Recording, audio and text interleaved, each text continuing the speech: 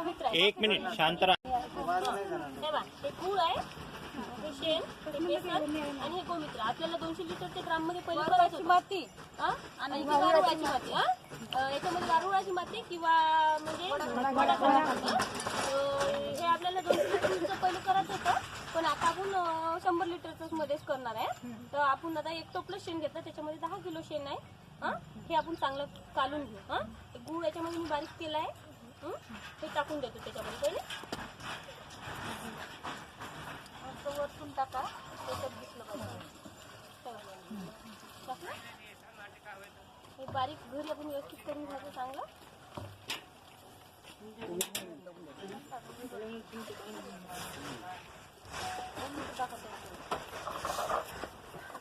हे गोमित्र 5 लिटर गोमित्र आहे. आज आहे काही गोमित्र सांगून ठेवलेलं आहे. माझ्या गाय वरून आहे, तर कमीत कमी आता 20-25 लिटर गोमित्र असत. दशपर्णी सुद्धा आहे आणि निमास्त्र सुद्धा केलेलं आहे.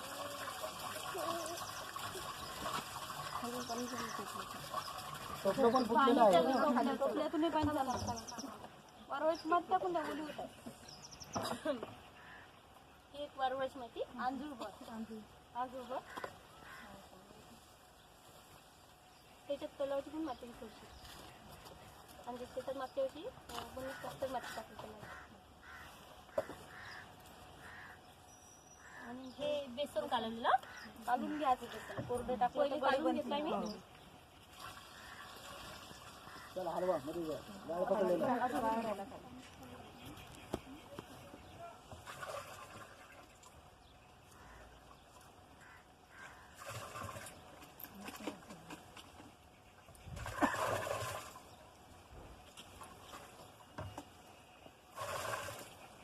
शेणाचा प्रॉब्लेम आला तुमचा, हे कसं कालवा म्हणून.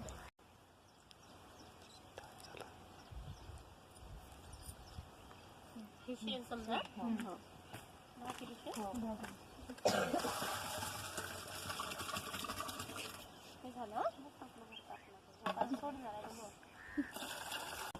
नाही तर मग यांना चांगलं मिळेल कसं करायचं.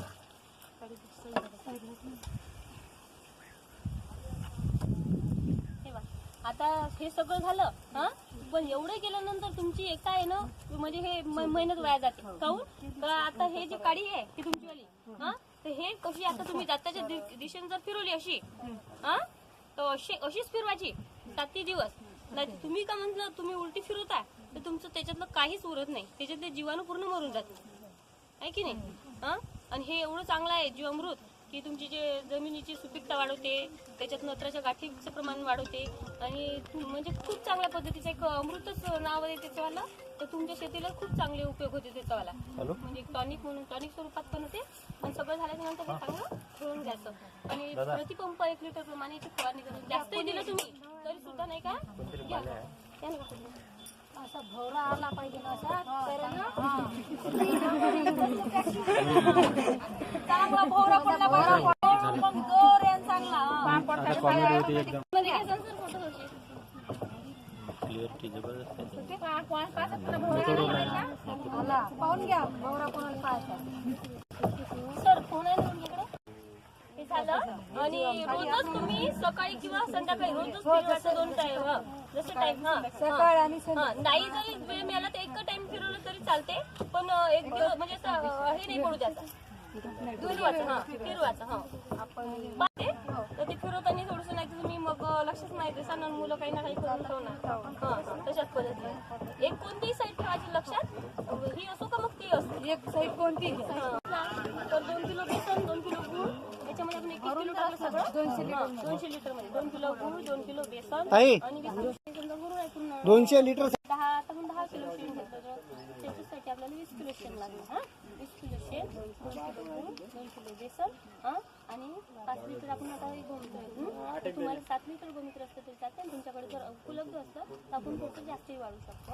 आणि म्हणजे त्याच्यामध्ये प्रमाण गोमित्राचं आपल्या घरी जर जास्त असलं तर चांगलं आहे, आणि कमी जर असलं तरी आपण हे किंवा 5 लिटरमध्ये उठून जाईन बा तर तरी चालते. आणि जर 7 लिटर असतं तरी चालतं आपल्याला, तसं काही हे नाही आहे. आणि 2 किलो गूळ, 2 किलो बेसन, वारंवारची एक माती. बेसन आपलं तुम्हाला सांगू का, तुरी राहते आपल्या इथे, तुरी राहते, हरभरे राहते. जर कडक असते ते असते ना, जेवढे त्याला छिलके राहिले ना ते चांगलं वाटते.